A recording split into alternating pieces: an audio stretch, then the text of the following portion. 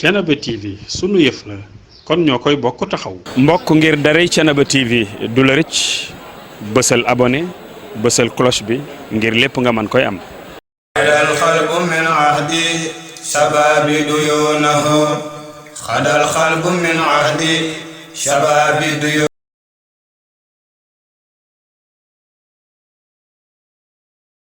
أعوذ بالله من الشيطان الرجيم بسم الله الرحمن الرحيم والصلاة والسلام على أشرف المرسلين سيدنا ومولانا وحبيبنا محمد رسول الله صلى الله عليه وسلم. Dans un passé récent, le maire de la commune de Thiénaba a fait une déclaration pour annoncer son soutien sans condition à la liste de la coalition Pastef les Patriotes et son adhésion également à ce parti. Nous dénonçons fermement cette transhumance car ça ne cadre pas avec les principes du parti. Nous avons été traités de tous les noms d'oiseaux, de terrorisme, de violeurs, de non-respect de la tradition sénégalaise, à savoir les gamous, les magal. Ne serait-ce que pour des questions de dignité, chacun doit rester là où il était. En ce qui concerne le soutien que le maire a formulé, nous ne sommes pas du tout demandeurs, car nous avons toujours obtenu des résultats extraordinaires de par nos propres moyens. C'est ainsi que lors des élections législatives, nous avons obtenu 3460 voix, au moment où Benno se trouvait avec 1930 voix, avec une différence nette de 1530 voix. Pour les élections présidentielles, on avait obtenu 5782 voix et la coalition dirigée par Amadou Ba n'avait pu obtenir que 1972 voix avec une différence de 3810 voix. Tout compte fait, un besoin de soutien ne se fait pas sentir. En ce qui concerne la campagne électorale, nous allons la battre seuls avec nos alliés. Nous ne pouvons pas finir cette réflexion sans pour autant évoquer le caractère important des élections du 17 novembre 2024. Ce sont des élections qui vont stabiliser le pouvoir de son Excellence le Président Diomaye Diakhar Faye, mais également de son excellent Premier ministre, le Président Ousmane Sonko. Ce sont des élections qui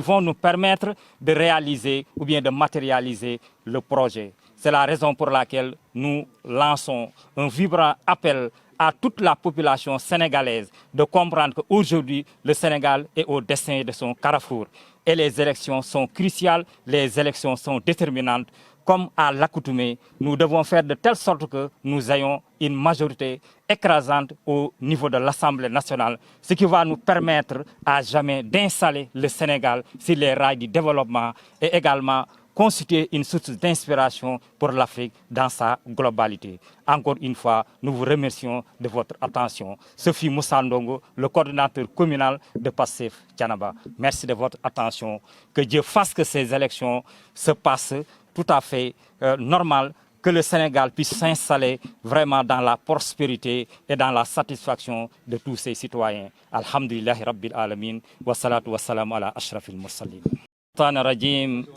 Bismillahi rahmani rahim, wa salatu wa salam ala ashrafil mursalin, Sayyidina wa Maulana wa Habibina Muhammad Rasulullahi sallallahu alayhi wa sallam. Mbokk yi bin sante Yàlla julli ci yonent bi sallallahu alayhi wa sallam ñi ngi leen di wax assalaamu aleykum wa rahmatullahi taala wa barakaatu.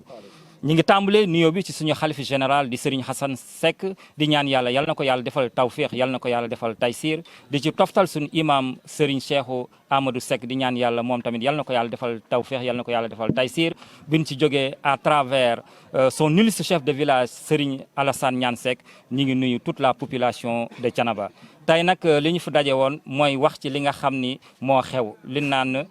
lu xew di njàmbat monsieur le maire semaine bi passée dafa def benn déclaration bi mu defee déclaration ñaari point yu am solo li ci génne mooy ban mooy moom nee na dina soutenir sans condition la liste Pastef les Patriotes mais également dina ñëw Pastef léegi nag loolu dañ ci wax taxawaayu Pastef ci poñ yooyu nga xam ni maire bi génne na ko ci déclaration de presse bi. Premier point bi mooy la transhumance lan mooy transhumance mooy nga jóge ci benn parti dem ca beneen parti transhumance nag ñi ngi koy méngaleeg koo xam ni dafa yor gétt di sàmm ay nagam léegi bu fekkee ni fii dafa bari ñax trop mu nekk foofu ab diir wala mu consommé mu lekk ñax ma ba ñax ma jeex bu gisaatee faneen foo xam ne am na ñax mu jël gétt ba yóbbu ko foofu loolu la ñuy wax transhumance ñu gis ni nag transhumance boobu moom méngoowoog li nga xam ni moo am Pastef parce que Pastef dani nit ki moom toujours fa nga nekk da nga faa war a sax da ngaa war a respecter foofu looloo tax ci boppam ñun en la coordination de Pastef Thiénaba ak coalition bi nga xam ne ci la nekk muy coalition Pastef les patriotes ñoom danoo dénoncé danoo ŋàññi transhumance boobu mooy le fait que maire bëgg a jóge fi mu nekkoon daal di ñëw fi ñu nekk parce que umpaleewu la ñi ci ginnaaw rek daanaka wax ju ñaaw ju nekk rek jëmale nañ ko ci suñu leader bi jëmale nañ ko ci Pastef lan lañ ko doon wax mooy Ousmane Sonko ak ñi mu àndal ay terroriste lan mooy ñoo xam ne ay yeekatu fitna lan waaye Ousmane Sonko ci biiram dafa am ay force occulte mooy nit ñoo xam ni ñoom def ay njombe rek mooy seen yitte. baneen bi mooy dan ni suñu leader bi Ousmane Sonko Pastef bis bu ñu demee ba jël pouvoir bi ay gàmm ak ay màggal yooyu yëpp dootul am parce que ñoom dunjulu loolu du seen problème looloo tax ñun transhumance bi nga xam ni maire bëgg na ko def ñëw au niveau de Pastef ñun d'accorduñ ci tey d'accorduñ ci ëllëg. beneen bi mooy soutien bi nga xam ne ni day wax ni day soutenir day jàppale sans condition la coalition Pastef les patriotes loolu moom am na ci droit parce que moom c'est un citoyen Sénégal la bokk waaye nag ñun nekkuñu un demandeur nekkuñu koo xam ne dañoo ñëw pour wax ko mu dimbali ñu parce que yàlla def na élection yi fi jàll yëpp dañ koo gagné boo xam ne gagné bu mucc ayib la on a obtenu des résultats extraordinaires c'est ainsi que élection législative yi passé bi ñuy tànn député yi Yewwi Askan Wi amoon na ci 3460 voix Benno moom bi nga xam ne maire bi foofu la bokk amoon na ci 1930 voix boo xoolee dañ ko ëppalee 530 voix kon loo xam 1530 voix muy loo xam ni kenn du ko laam-laamee. beneen bi mooy élection présidentielle topp ci élection yooyu daanaka différence bi sax fa la gën a feeñee parce que Diomaye président coalition mi nga am 5782 voix Benno fi nga xam ni maire fa la bokk Amadou Ba am fa 1972 voix bu ko defee différence bi li ñu ko ëppalee mooy vraiment yaatu na trop mooy 3810 voix donc kon ngeen gis ni ñun nekkuñu ñoo xam ni dañoo soxla maire dimbali ñu waaye ñun fulaak fayda ak jom jin taxawoon mayoon nañu ay résultats yoo xam ni kenn mënu koo laam-laamee te incha allah dynamique boobu foofu lañ jëm. beneen bi mooy campagne électorale bi nga xam ni moo ngi ñëw damaa bëgg mu leer ci nopp nit ñi leer ci commune Thiénaba xam ni ñun ñoo ciy dem ak suñu allié waaye ànduñu ko ak maire. ñun buñ jëmee fii maire moom na jëm fële bu ko defee ngeen comprendre loolu beneen bi ma ci teg mooy élections yi ce sont des élections capitales élections yi am solo la booy xool moo ëpp solo élections yi nga xam ne moo passé parce que mooy tax ñu am majorité assemblée nationale am député yu doy ba nga xam ni projet bi nga xam ni Pastef moom la bëgg a jooxal mu man koo jooxal bu ko defee sénégalais taxaw nekk ci naataange bu ko defee Afrique yëpp mën a sukkandiku inspiré wu ci exemple Sénégal bu ko defee nit ku ñuul jëm ca kanam Afrique jëm ca kanam vraiment nit ñi nekk ci jàmm ñoo ngi leen di sant di leen gërëm di leen wax asalaamaaleykum wa rahmatullahi taala wa barakaatu. Thiénaba TV à votre disposition pour la couverture de vos événements, pour la couverture médiatique des grands événements. Thiénaba TV avec vous